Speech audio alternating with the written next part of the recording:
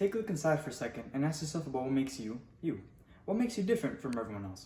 Now go ahead and store that answer in the back of your head, because what you should be concerned about today includes something else. Let me ask you another question. What makes you like me, like your friends, your neighbors, or your family? I want to answer that for you today. We're all different in many ways, you see, but as humans, we share quite a few things that are universal among one another. One else we share in common is our cognitive functions. Today, I'll describe the origin of the phrase cognitive functions, and then go on to briefly describe what they are. We all possess a bright mind of equal value. Personally, I'm fascinated by how our head works, even if it doesn't interest you. Knowing how you pretty much live on a day-to-day basis is a significant thing in my opinion. I hope you share that opinion with me for these next few minutes. Hello, my name is Azim Adoud. I'm currently enrolled at the University of Texas, Rio Grande Valley. And for the past months, I've been conducting research on the effects of language on our cognitive functions, specifically the cognitive function of thinking. With the things I've learned, I thought it would be a nice idea to let people know some interesting ideas of how our mind works and what makes us special. Cognitive functions are essentially mental processes within an individual's mind that exist among all humans. The four primary ones are thinking, feeling, sensation, and intuition. One way or another, these mental processes are utilized involuntarily in almost every action or thing you do throughout the course of your day. Think about that. First, I think it would be best to give some insight into what cognitive functions are and what they refer to. Our conversation begins with a pretty well-known Swiss psychiatrist who went by the name of Carl Jung. As mentioned, he was a psychiatrist, but he was a quite important scholar whose works have made contributions in multiple fields, such as psychology, literature, and philosophy. Psychiatrists specialize in studying mental disorders of the mind, but Jung found himself delving into aspects of how the mind works. For example, one such contribution he gave to study the mind, which we call psychology, is the idea of cognitive functions. In his book, Psychological Types, Jung outlines a basis for his ideas of psychological functions, processes that occur within the conscious mind, under the premise of categorizing how people use them. Have you ever heard of the Jung personality test or the Briggs-Myers test? The tests that try to measure your personality or attitudes comparable to other types by asking a string of questions that narrow down your appropriate types.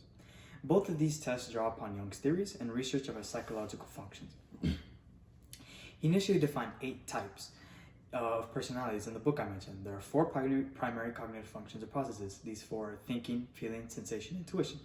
Thinking can be thought of as a process of someone using reason to think about something. Feeling, in the psychological application, refers to experiencing emotions and the cause and effect of an emotional response. Sensation refers to a person's stimuli as a result of their 5 senses, which, if you know, they're taste, touch, sight, hearing, and smell. Sensation is the act of receiving and processing that sensory information. And finally, intuition is often understood as a comprehension of some information without using thinking or reasoning. It's what you would call a gut feeling. Jung also argued that people fall into one of 2 orientations, extroversion and introversion, essentially referring to them as mutually exclusive. In his own words, he says each person seems to be energized by either the external world, extroversion, or the internal world, introversion. I believe most of you are aware of the difference. Extroverts tend to interact with the things around them more, and so they're more outgoing and socially interactive. Introverts are more oriented to their personal world and they're a bit more reserved and secluded. Now that I've defined some terms, I want to talk about how you could use them to discern your personality type. There are 4 cognitive functions and 2 orientations. Both orientations, extroversion and introversion, can be applied to each function, which leads to the 8 attitudes he named: extroverted thinking and introverted thinking, extroverted feeling and introverted feeling, extroverted sensing, introverted sensing, extroverted intuiting, and introverted intuiting. How would you know which attitude you possess? For example, if you're an extroverted person and you prefer to spend time with people you like, and your mood fluctuates with theirs, then you likely possess extroverted feeling. I could get into depth about all 8, but it would take too much of our time.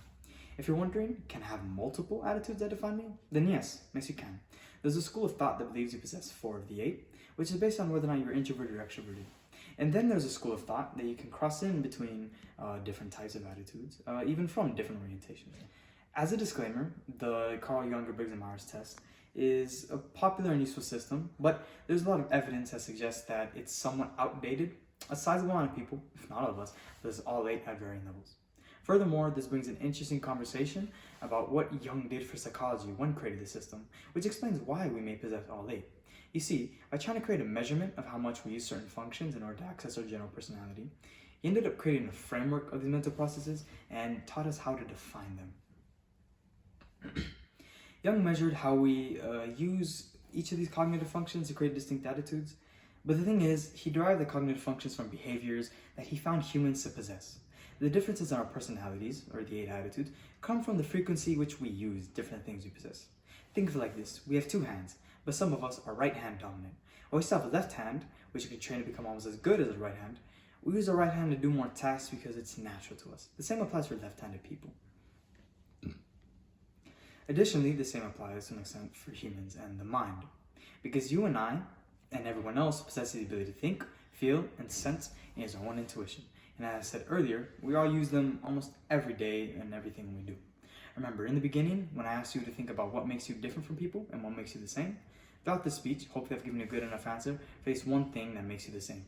If you haven't figured out what makes you different, do this. Take a moment to reflect, using cognitive function of thinking, of course, and ask yourself about what functions you use most often.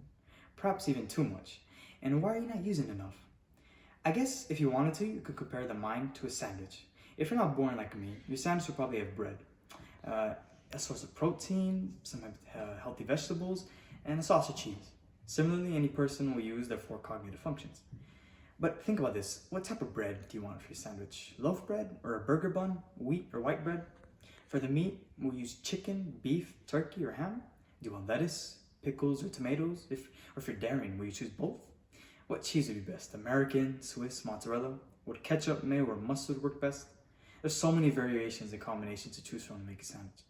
But wouldn't you say it's kind of like the mind? Except, of course, it's not food. At least I would hope not. Thank you for listening.